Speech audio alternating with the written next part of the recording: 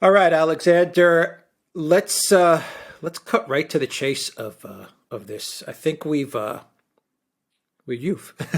think you figured out exactly what this entire fiction about Russia invading Ukraine is really about. You told me before we did this video what you think it is about, and I believe you are correct. I mean, there may be some other things involved, like the military-industrial complex making money out of it. You know, the typical carpetbaggers in the U.S. and the EU making money out of Ukraine. Won't be the first time. It won't be the last time they're using Ukraine to enrich themselves. But in general, I think we have a clear understanding why this fake BS narrative was concocted and why they continue to press on with it. And we've we've come to this conclusion given yesterday's parallel meetings, the one between Macron and Putin in Moscow, and the other one between Schultz and Biden in D.C., and as well as a meeting that never did take place between the German foreign minister and Zelensky of Ukraine. So we have these different meetings taking place. The central focus point is Nord Stream 2.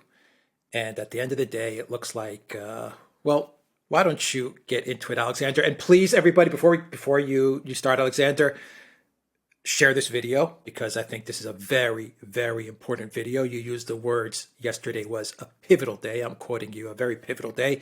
We have a clear understanding what all of this is about, so it's important that this video get out there so everyone understands why this narrative was concocted by the Biden administration and the powers that be. And finally, if you're watching this on Rumble, please make sure to click that locals button up top. You will see a locals button. It's like a reddish maroon button. It's integrated with Rumble, so when you click on it, you're automatically into our locals community, where you will get all kinds of great news and exclusive videos and all kinds of great things within that community. Integrated with Rumble, you'll see it up top. Click that locals button. Alexander, you've cracked the code. Yeah, They say, no, yeah, seriously. yeah, yes. What is all of this stupidity about a Russian invasion really about? And I gave a hint in my intro, but get into it. Yeah, no, it is. It is about Nord Stream 2. I mean, we should have perhaps figured this out sooner, but the two parallel press conferences, especially the more important one, actually, was the one in Washington with Schultz and Biden, and explains also why Schultz was so reluctant to go to Washington in the first place. Because what's clearly happened is this: the Nord Stream 2 was finished in September. There's a certification process which is working through through the works. The Biden administration is having great problems getting the Germans to agree to drop Nord Stream 2. So what's happening is that this period of time that is afforded by the certification process of Nord Stream 2, which goes on until June, it has been used to create a false war scare in order to put pressure on the Germans to agree to drop Nord Stream 2 as part of a sanctions exercise. The United States doesn't want to simply sanction Nord Stream 2 because that would mean sanctioning its own ally, Germany. It wants to coerce Germany into dropping Nord Stream 2. So we've seen a massive effort over the last couple of weeks to get the Germans to publicly commit to dropping Nord Stream 2 if there was some kind of conflict in eastern Ukraine.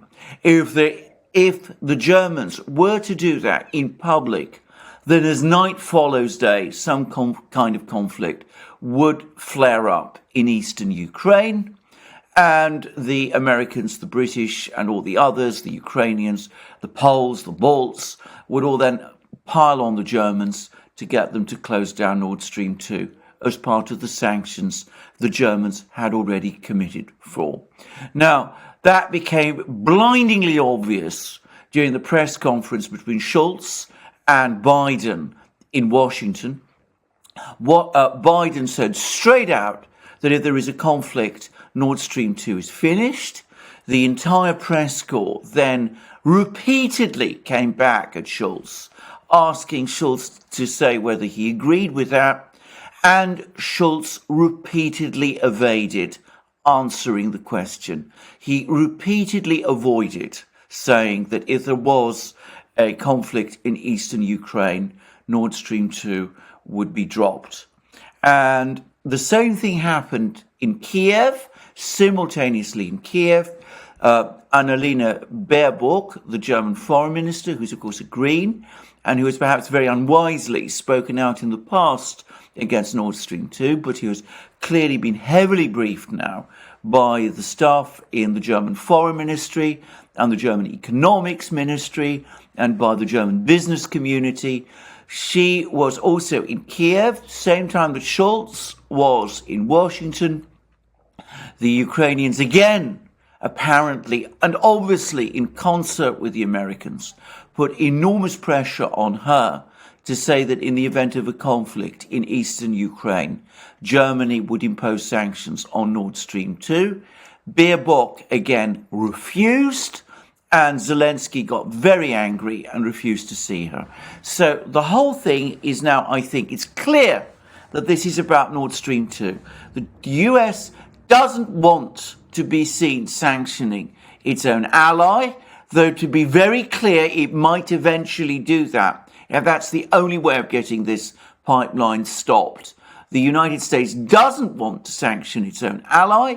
It's putting pressure on Germany to agree that it will itself drop Nord Stream 2 once the fighting in Ukraine, in eastern Ukraine, begins. The Germans know as night follows day that if they make that commitment, there will be fighting in eastern Ukraine, and for that reason they are refusing to make that commitment. So that's where we are, and that's, I think, the whole explanation, the entire explanation behind this whole affair. I'm going to make a further point, actually, which is that it's now, I think, become increasingly clear to me that Nord Stream 2 has been the gun that the United States has been pointing at Germany's head ever since Merkel agreed it with Putin back in 2015. There's always been this threat from the US to take action against Nord Stream 2. That's what's prevented the Germans up to now following up with the Minsk agreement. That's why they haven't been putting any pressure on the Ukrainians, with all the indications now pointing to Nord Stream 2 being certified in the summer. It looks as if once that happens, the Germans and the French, and that's the significance of the talks between Macron and Putin in Moscow, the Germans and the French will then start to do all the things that they haven't been doing up to now. In other words, they're going to start putting pressure on the Ukrainians to implement the Minsk agreement, because the great issue of Nord Stream 2 will be out of the way. So this is why we have this false scare. It's to try to stop Nord Stream 2 before it's completed, and in the meantime, to prevent the Germans and the French moving forward with the Minsk agreement. Okay, so Nord Stream 2 is about German and French sovereignty.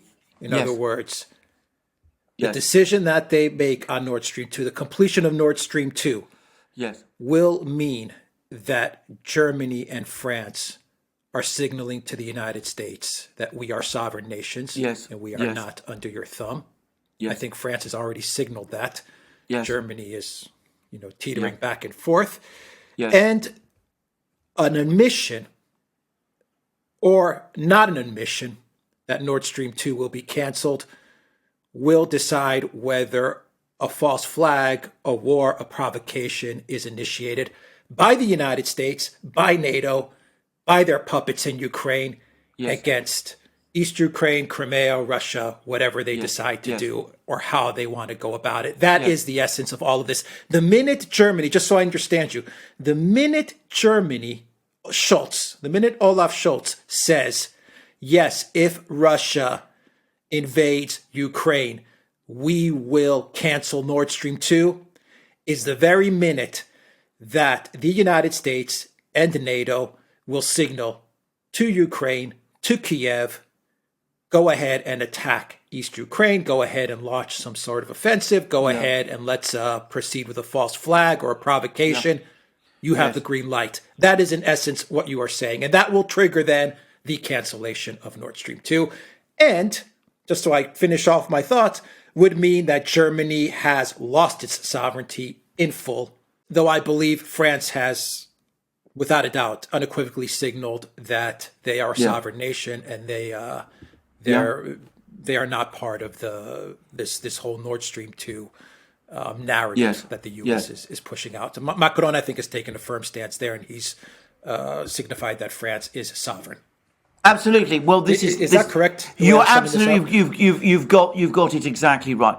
Now, the French have not been able to move forward with the Minsk agreement because they need the Germans as cover to help them do that. But Macron went to Moscow. It's very interesting to read the comments that he was making in the press conference, and it's absolutely clear to me. It's as clear as day that Macron, deep down, believes that the Ukrainian conflict needs to be settled along the lines set out in the Minsk agreement. In fact, he's going to try and go to the Ukrainians to explain that today, the day that we're making this video. And at the same time, he also believes that the Russian request for security guarantees is entirely reasonable as well. Now, he wasn't able to make any commitments because, of course, he can't. But clearly he had very, very long and detailed talks with Putin, in which I'm no doubt he explained to Putin, firstly, his own thinking on this issue, but also, and he was very careful throughout the press conference to make it clear that he was coordinating very closely with the Germans. I'm sure he was explaining to Putin the difficulties that the Germans are under. So that, it seems to me, was the purpose of this visit. And note that, of course, Macron has to be extremely careful what he says to Putin over the phone and what he says to Putin in a virtual meeting, because obviously things like that can be overheard and they can be monitored. But if he goes to Moscow and meets Putin one-to-one in the Kremlin in secure conditions, then of course the chances are that the Americans and the British and all their various friends can't get wind of what is being said. So that's the nature of the negotiations that took place yesterday. Yesterday was, to repeat again a comment I made just before we started this program, a pivotal day. It was the day which finally provided full clarity about this affair. We should have worked out that it had something to do with Nord Stream 2. The very fact that this whole crisis came to a head shortly after Nord Stream 2 was finished is the clue. And as I said, the US doesn't want to sanction Nord Stream 2 itself because it doesn't want to sanction its own allies. Certainly the Biden administration doesn't want to do that because it's all about, making friends with Europe. But of course, if the Germans go ahead with Nord Stream 2, if they refuse to if they refuse to drop the pipeline, then, be aware of the fact that there is a real risk that the United States, sometime in the late spring, summer, as the certification process takes its course, might reverse itself and might reignite the sanctions against Nord Stream 2. And then, of course, that will be a moment of clarity for Germany also. And then, of course, the Germans would need to make whatever decisions follow through from that. But it's not a certainty that Nord Stream 2 is going to happen if the Germans hold their ground, but it is a certainty that Nord Stream 2 will not happen if the Germans cave. Because exactly as you said, if the Germans cave, if they publicly announce that the future, the fate of Nord Stream 2 now hangs on what happens in eastern Ukraine, then as night follows day, something is going to happen in eastern Ukraine, and the Germans will come under overwhelming pressure to drop Nord Stream 2, and I expect that's what will happen. And it shows that Germany is not a sovereign nation in the slightest. That's what it will Exactly. signify. But Exactly. just before we unpack this, once again, we've said it a dozen times on numerous videos. It is the Germans that wanted Nord Stream 2, Absolutely. not the Russians. Why don't the Russians then, and you can unpack that a little bit as well if there's any people that are new to this channel to understand why the Germans wanted it and not the Russians. And the follow-up question is, why don't the Russians, number one, do the Russians understand this as well? I'm sure they do. Yes. I'm sure they understand what all this is about. Of course they do. Why don't, I don't want to say they should drop it because obviously that's not the issue, but why don't the Russians just kind of say, you know what, let's kind of take Nord Stream 2 off the table. In other words, if the Germans say yes, great. If the Germans say no, that's also fine, and just move past this because, you know, we're not that interested in Nord Stream 2 anyway. I mean, it wasn't our idea to begin with. And whether you guys like it or not, and this is I imagine like the Russians talking to the EU and to the US, whether you like it or not, gas transiting Ukraine will be cut off by 2000. I believe they said 2024 or 2022. I'm not sure which date they said, but 24. Gas will be cut off via Ukraine, whether Nord Stream 2 exists or doesn't. So, that's just a reality of the situation. I mean, how come the Russians just don't take a different type of posture? Right. The Russians undoubtedly understand that the whole situation. And I have absolutely no doubt at all that if they haven't understood it up to now, they have today understood it. They'll have watched that press conference in Washington. They'll have got reports about what happened with Baerbock and Zelensky in Kiev. And besides, it's highly likely, I'm not saying it's proved, but it's highly likely that Macron or the French have explained it to the Russians also. So there's no doubt at all that the Russians understand this. And I suspect also that the discussions, which you've been mentioning about, why don't the Russians simply say, look, Germany, you asked for Nord Stream 2. You need Nord Stream 2. You need our gas because it's cheaper than any other alternative that you can get. Liquefied natural gas from the United States, from Qatar, comes at a very heavy price. It would make your industries uncompetitive at a time when Germany, by the way, is losing competitiveness anyway. So, you clearly don't want this expensive energy, liquefied natural gas from the United States, from Qatar or wherever. And also, you need that gas because, of course, you're phasing out your nuclear power stations. You're phasing out your coal fields. There's only a limited amount of energy that you can have from your windmills, and that's not fully reliable. So you need gas to keep your factories turning, your export machine working, your households warm. We can provide you with that gas. We provide you with that gas. And the obvious way we can provide it is through a direct pipeline. And that's what happened. Merkel decided that she was going to close down the German nuclear power industry. She came to Moscow in 2015. She said, we need your pipeline. We need your pipeline gas because we're phasing out our nuclear power industries. And the Russians, and I'm sure many people in Moscow have regretted this ever since, the Russians were eventually very much against their better judgment, largely because Putin himself agreed to it, decided to say yes. So Nord Stream 2 was created to fill a German need. Up to that point, the Russians had decided that they were not going to build any more pipelines in Europe. They'd already made a strategic decision that the major market they were going to develop for their gas was going to be China. But already by 2015, they'd already committed to building 2 big pipelines to China, Power of Siberia 1, which is now built, Power of Siberia 2, which is now being built. And of course, there's a third pipeline now being built from the Far East to China. Also, 3 big pipelines from Russia to China. That is Russia's preferred market. That is its market of choice. But Merkel came along, said, we need your gas, we need your pipeline gas. It's too expensive to buy it from the Americans. It's too expensive to buy it from Qataris. We are phasing out our nuclear power. Our windmills aren't so reliable. And Putin said yes. And they built Nord Stream 2. And I am sure that discussion is going on in Moscow that you said. People are saying, why are we going on with this situation? Why are we allowing our foreign policy in Europe to be shackled to this pipeline, which we don't even need? It's the Germans who need it.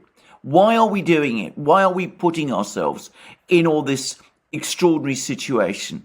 And there is, I think, a very straightforward reason for it. Firstly, obviously the Russians want to preserve their very valuable commercial and economic links with the Germans.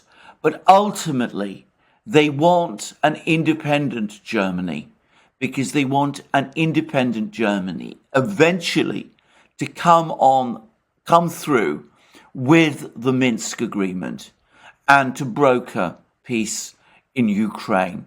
So that's why I think the Russians haven't just, said enough, walked away, said, look, you can't follow through on the Minsk agreement. You got yourselves bogged down in Ukraine. We're not prepared to waste any more time on all of this.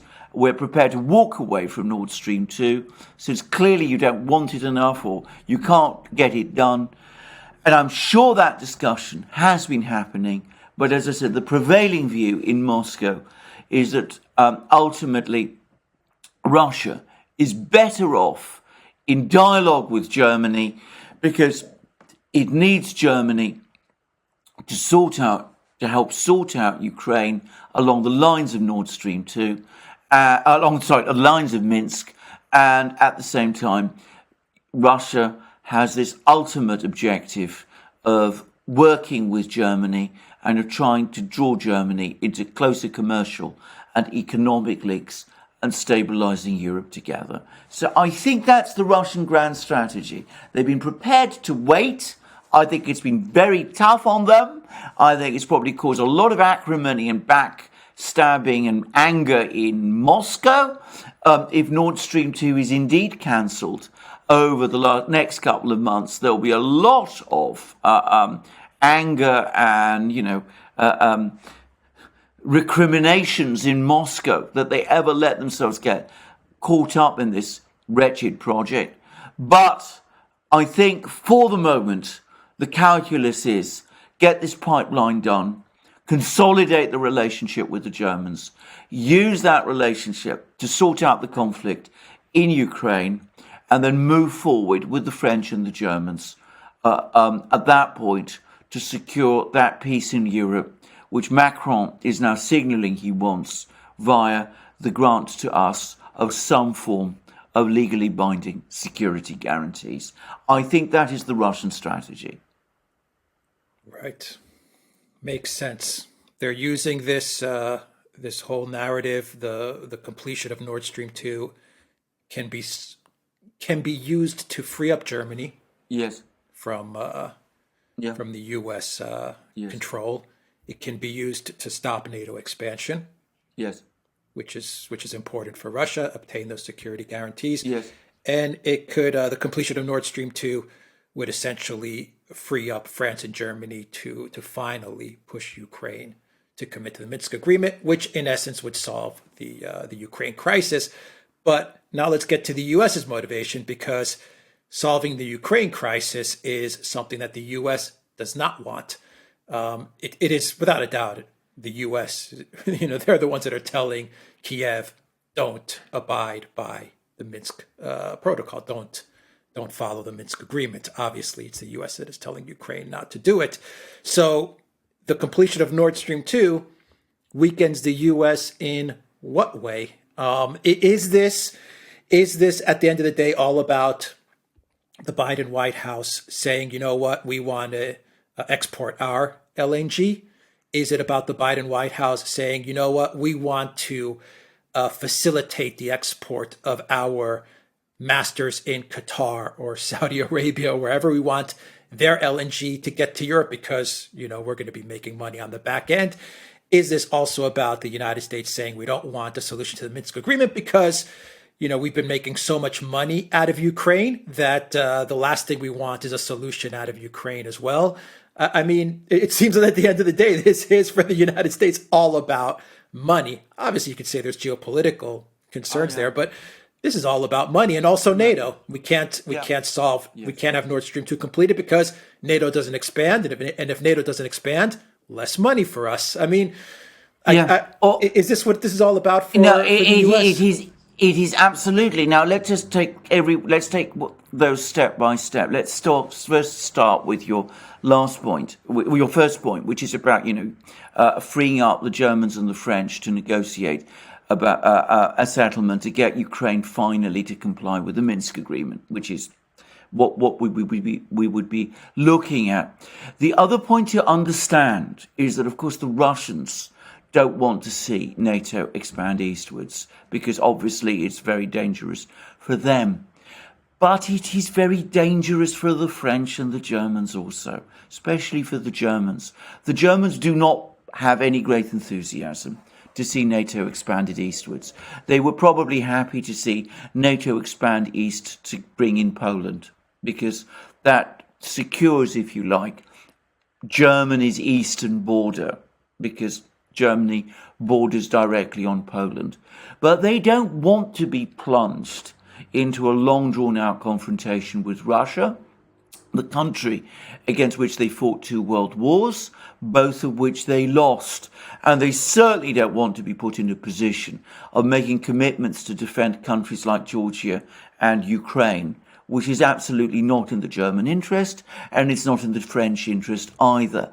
And note how Putin very cleverly, both in the press conference with Orban and again in the press conference with Macron, made the point that if you actually include Ukraine in NATO, then you are committing yourself to supporting de facto Ukrainian policies, which could lead you into a general war with Russia. So he's hammering home to them the dangers of NATO eastward expansion for themselves, about which I suspect deep down in Berlin and Paris, they need no persuasion. So there is that element. The Germans don't want to see NATO expand east. Macron all but made it clear that's his opinion also. And he made that pretty clear yesterday in his press conference with Putin. So this is clearly the French-German position.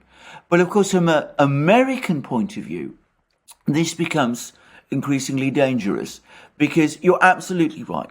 Money plays a massive role here because obviously, you want to keep NATO going, you want to keep NATO expanding, you want to keep the money machine, which is NATO, continuing to roll. You want, all these countries buying your F-35 fighter jets and all the other fancy equipment that you sell them. You want to keep all that still operating. And of course, you also want to keep your LNG producers happy, and you want to keep your friends in Qatar happy too, though Qatar isn't really in a position to supply much extra LNG to Europe.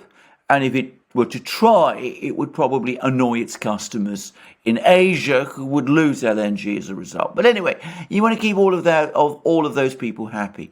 But I think underpinning this whole thing, there is a geopolitical story in the sense that if Nord Stream 2 is completed, the US loses its leverage over Germany.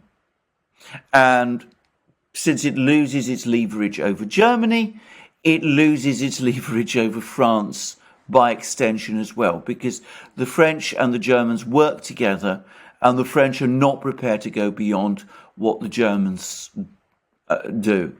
So at that point, because the Germans don't want to see NATO's eastward expansion continue, because the French don't want to see NATO's eastward expansion continue, at that point, it becomes possible for the French and the Germans to start agreeing those legally binding security guarantees with the Russians. At that point, NATO loses its purpose. At that point, the US geopolitical position in Europe begins to become undermined. And at that point also, the grand strategic plan going all the way back to Brzezinski and Wolfowitz, breaking up Russia. Phrase? Yeah. Well, I can't remember. You remind me. Keep.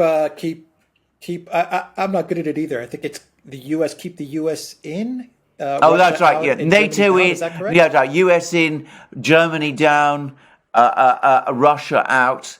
All of that falls apart, and at that point, as I said, we're in a completely different geopolitical environment in Europe, and not just in Europe, but across the entire Eurasian continent.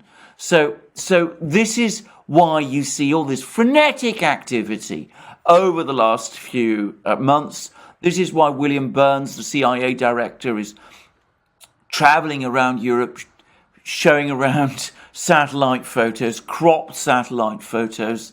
This is why we're getting all these stories in the Washington Post, each one more bizarre than the other, about, the Russian advance on Kiev.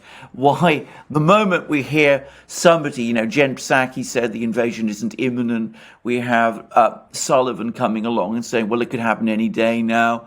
Why after people are told to, calm down, we again see people saying, well, Kiev could fall within 72 hours.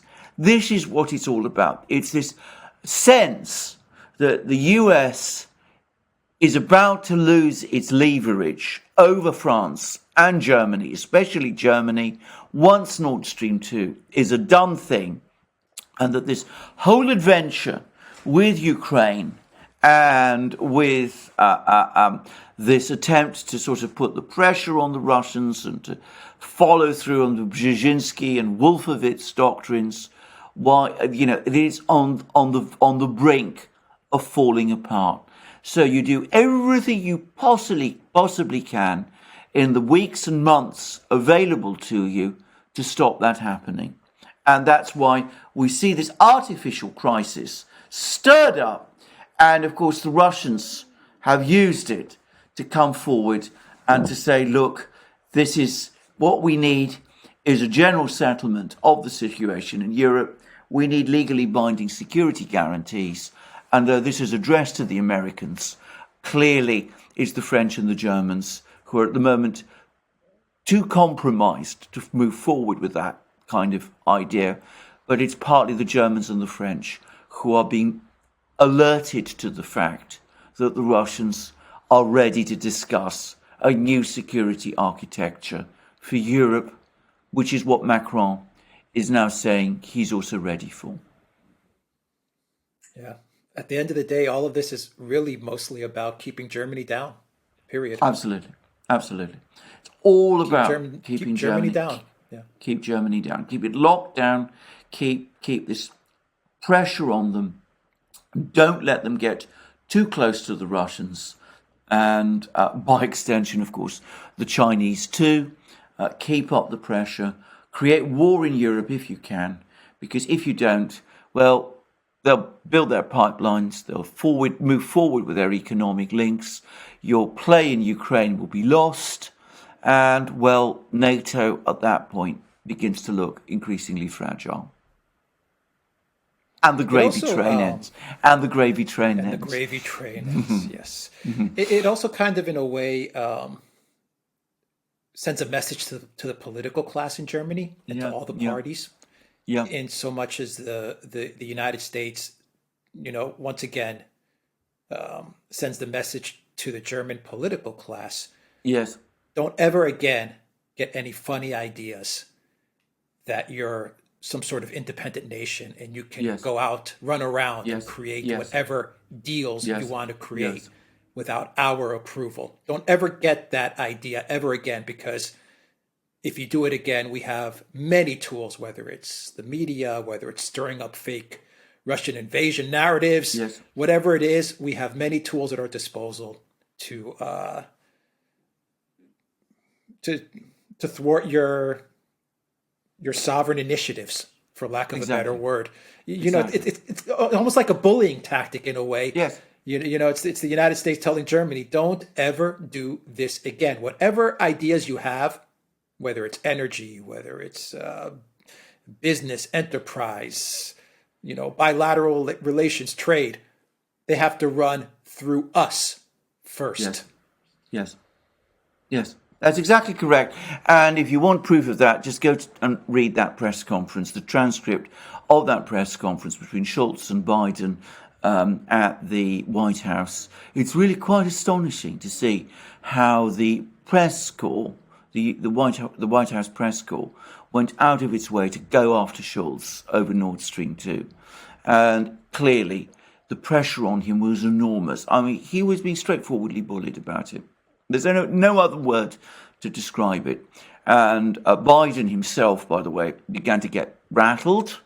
And of course, eventually he had to come to Schultz's defense in order to preserve the fiction, which is now a shattered fiction, of German-US friendship and amity. But of course, deep down, below the surface, it's not there. And you're quite right, the German political class have just been handed another lesson by the US, and we'll see whether or not they heed it, or whether they find the guts, the courage to go it alone. Germany actually is an interesting country, because the German political class is rather different from the kind of political classes you have in Britain and France and the United States, in that it's so intertwined in German business that it has a completely different sort of personality. And of course, German business wants Nord Stream 2. It wants good relations with Russia. It wants to forge ahead with all of that. And I mean, I know for a fact that a lot of them are very, very angry about what is going on. And they provided much of the original funding for the IFDF, for example. So we'll see which way Germany goes. And as I said, don't make the mistake of thinking that even if the Germans stand firm, Nord Stream 2 will necessarily happen. There's a high chance that if Germany does stand firm, the US will just on its own unilaterally impose sanctions upon it to close it down. And then, of course, the question will then be what the Germans do. Will they defy those sanctions? Will German companies take the risk? Will the German government act in that way? Well, we'll still see. Well, I would take it a step further and say that if the Germans stand their ground and proceed with the Nord Stream 2, the U.S. will start a war in Ukraine with Russia. I mean, they will signal to the Ukrainians, go for it, because the way I see it is that the U.S. will say, you know what? They continue to not make a statement about Nord Stream 2 and a Russia invasion. Yes. So we're just going to force their hand, and we're just going to create the false flag anyway. And this explains why we've seen in the past, I don't know, 3-4 weeks, the White House press office and the Jen Psaki and Ned Price and all these people come out and talk about false flags and crisis actors and all this stuff. I mean, they're priming the American public to accept the fact that Russia is going to be starting a war in Ukraine. Yes. When in fact they're the ones that probably have the false flag scenarios all lined up, ready to go. All they're waiting for is the Germans to say, if Russia invades Ukraine, Nord Stream 2 is canceled. That's what they're waiting for. They have everything lined up. And so all of this this Psaki statements of false flags and Ned Price and all this stuff is just this is for U.S. domestic consumption in order to Yes. brainwash the minds of Americans to say, oh my God, Russia Russia false flag, so that when Yes. Germany comes out with that statement, Yeah. Zelensky, boom, launch the attack against the East. We've got to go ahead. I mean, this is a very, very dangerous scenario. It's an incredibly dangerous scenario. And can I just say, one of the people who does understand how dangerous it is and is unhappy about being the part he's been asked to play in it is, of course, Zelensky himself, which is why he's been pushing back on it, because he says, you want me to start a war in eastern Ukraine, which I'm going to lose, in order to stop Nord Stream 2 being built and to get Germany, you're not really interested in me, you're interested in Germany. And of course, the person who's going to pay the price is me. I'm going to be the person who's going to be, my presidency is going to be destroyed. My army in eastern Ukraine is going to be annihilated. My country might quite easily be divided. And this is part of your geopolitical struggle. And I don't want any part in it. And that's why there was that big row between him and Biden a short time ago, because Biden is clearly pushing, or rather the administration is clearly pushing for some kind of a war in eastern Ukraine. And what they're discovering is that the Ukrainians aren't keen, and neither, of course, are the Germans and the French. And, that's why Macron is in Moscow now. So it's an incredibly dangerous game. It's one that could easily blow up in everybody's face. And we'll see how it works out. But, at the moment, one has to say that the Americans are coming up. When I say the Americans, I mean, the neocons and the hardliners, the Victoria Newlands and those sort of people. They're coming up against far more resistance than they'd anticipated. But they've still got many months to play with until the decision on certifying Nord Stream 2 is concluded, which will be at the earliest by the second half of June. Mm-hmm.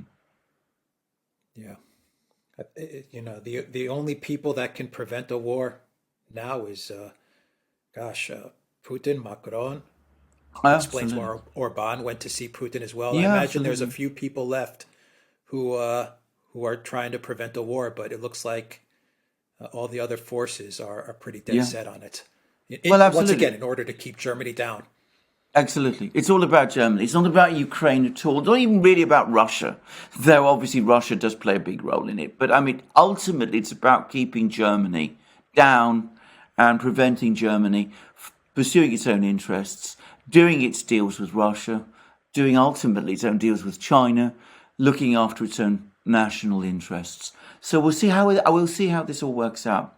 As you said, right at the start, a pivotal day yesterday, the day when finally we got clarity as to what this is all about. All right, let's, I guess we leave it there. Anything else that you want to add, or should we just leave it there, pause it there? Well, I think we will leave it there, but of course, as I just repeat again, we are now in February. We've got many, many months of this to go. And we'll see how it ends. As the Ukrainians are none too keen on a war. The Russians have no plans, as they've repeatedly said, to start a war. The Americans are going to be faced with increasing incredulity if they go on arguing that a war is imminent all the way up to June. So, though in theory they have a time window up to June to keep this thing alive, it's probably going to be difficult to sustain it for that long. So I'm afraid the next 2 months maybe, March, April, what's left of February, say until the middle of April, this is the real danger period. All right, we will leave it there. Everybody, if you're watching this on Rumble up top, click that locals button. It is integrated with Rumble. Locals is integrated with Rumble. And when you click that button, you'll go to our Locals community where you will get all kinds of great information and articles and posts and exclusive videos. Just click on that little red maroon button up top if you're watching this on Rumble, and please join us on locals. Odyssey, BitChute, and SuperU is where you can, our other platforms where you can find our videos and the Duran shop. Use the code GOODDAY, 10% off. There is the mug, Good Day Magic Mug right there. Use that code, 10% off all merchandise from our store, which helps support this channel. Take care.